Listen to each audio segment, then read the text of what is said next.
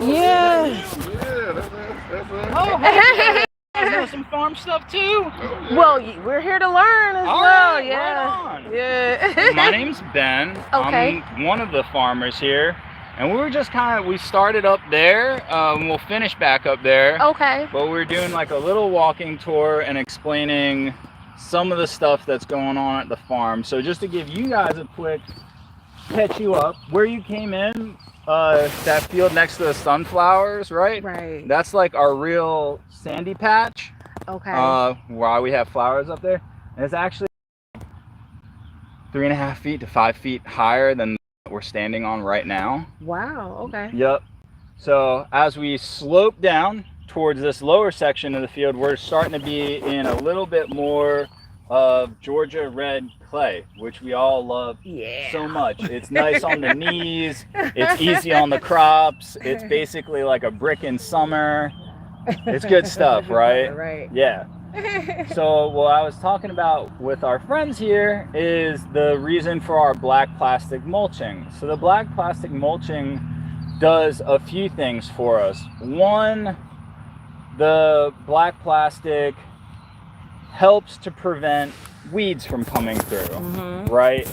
I say helps because that we found out last year was false. Our best crop at this farm are sandspurs or hitchhikers, if you're familiar with those little like barbed demon monkey balls that get hooked onto those.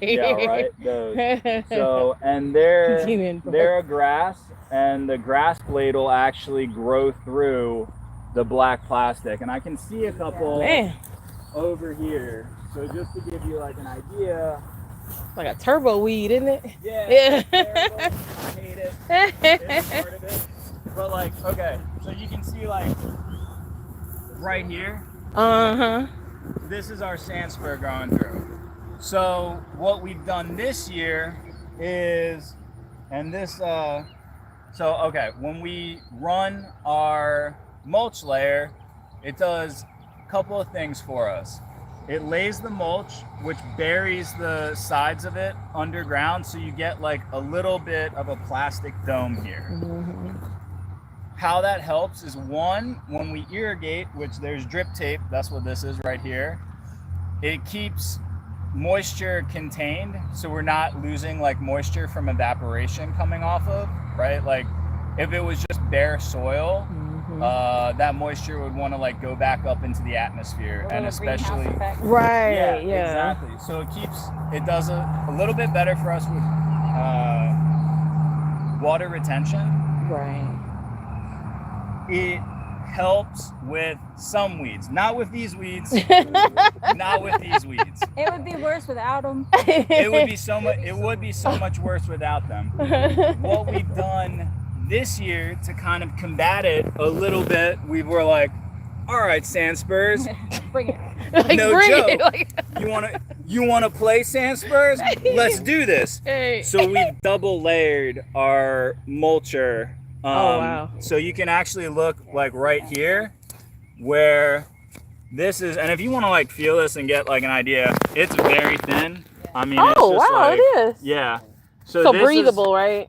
A little bit more breathable. This is not terribly breathable, but what it is it's like stretchable, so you can like bend it around the bed. So with this bed here, it's got like a 4-inch wall, and then going across is 26-inch, and then a 4-inch on the side. So it kind of creates like a little mound, and the reason for that is we need a little bit of room for excess water to be able to like drain off and like go back into the soil. But what we did is we took this landscape fabric, which is right here, this thing with like the green stripe on it. The silk fence stuff. Yeah, and that is a lot stronger than just that helps. this like black plastic. So you can see this year we're hopeful. This row we kind of missed it on because the two spools crisscrossed as the tractor was running, but in the rows that we've got like nailed down pretty well. we're having less weeds come through, which is like a huge thing for us, because what do weeds do? They take a nutrient. They're going to take, exactly, right? They're taking nutrients away from our soil. They're crowding out the space. They're allowing more habitat for pests, things like that.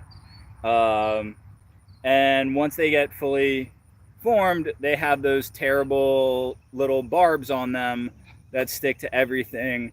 And last year, when I was growing our watermelons, I think like half of my morning was pulling watermelons out of the field, and then the other half of the morning was pulling sand spurs off of me.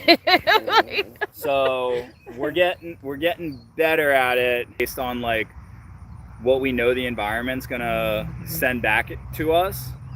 So that's one of the big reasons for the black plastic. And then the black plastic, again, with the weed suppression, with helping to retain moisture, and it kind of gives you the opportunity of being able to say like the trying to think how I might phrase this. The actual, like, if we think about this row, right, as like a garden bed, we can adjust height accordingly up to about 8 inches in height. So like the higher the bed is, the less width it's going to have. Just set parameters on what our tractor attachments can do. But the good thing for that is it'll also allow us to do some like deeper rooting crops. So like our collards that we had out here earlier, like really small, solid. Like I don't think there's too many commercial farms that are not doing like some type of plastic. Right. So for us, I can imagine. this bed, this bed that's not a bed, we had peas growing in it, and it was kind of just like we put this fabric out here initially to see how it would hold up to the sand spurs. It was kind of like our trial, our test bed. So on a whole, I think we've got like,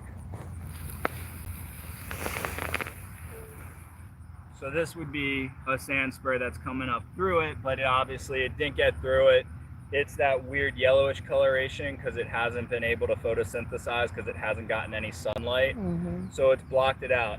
So this was just like a little test to see, one, how well it would hold up to the sand spurs before we actually like committed to doing our big field in it. And then this fabric here is going to get pulled out.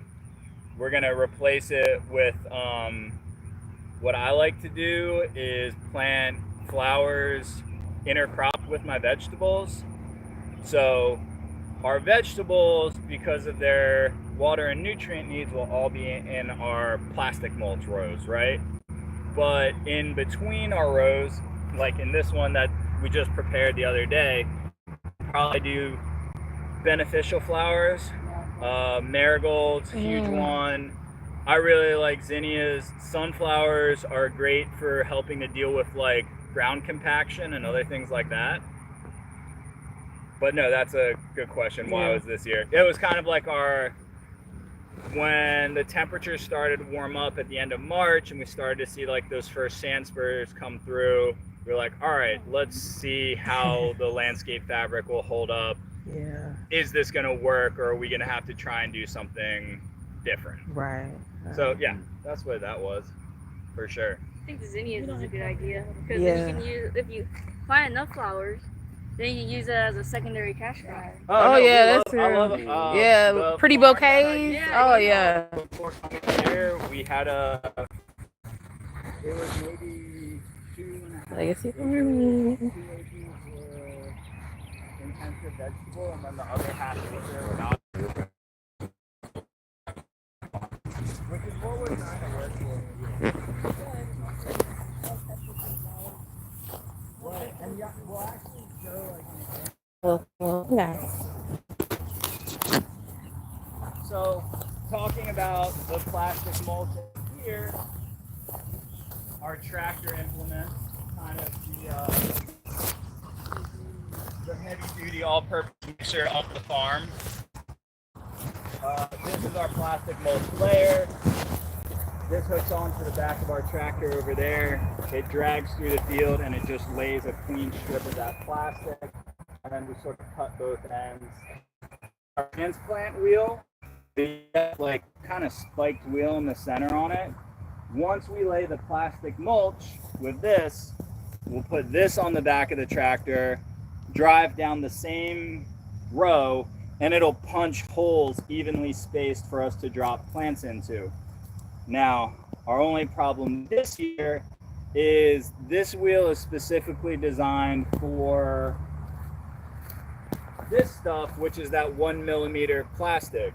It does not punch holes into our 1.5 ounce landscape fabric. Oh. So this year we're getting after it with hands. Oh boy. Yeah. Yeah. We're burning holes, That cutting workout. holes, going for it in a different way. But hopefully for